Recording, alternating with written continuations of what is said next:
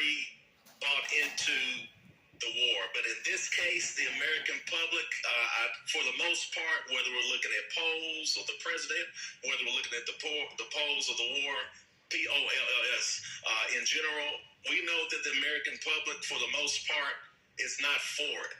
So I'm hoping, Gary,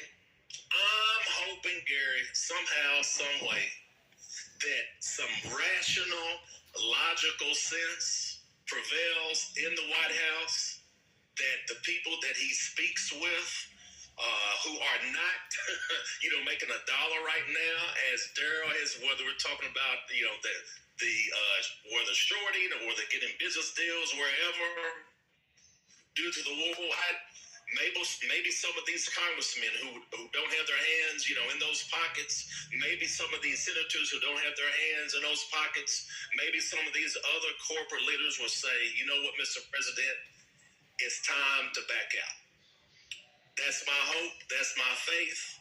But again, who knows? So I appreciate the time once again, Gary. I hope I've contributed something valuable to your conversation. Thank you, F. Gray. So the issue of the deficit, it's interesting. According to the Peter G. Peterson Foundation, which I believe is a good source to go to on these matters, back in November of 2024, before all of this, the United States had reached its highest deficit outside of a major war. That was before all of this started. And whenever there are emergencies, including wars, deficits, of course, rise. With regard to Jerome Powell, I just thought it'd be interesting to point out that his term, I don't know why the president is so demanding of him to resign, because his term as chair of the Federal Reserve ends on May 15th. So he's only in there for a short period of time as chair.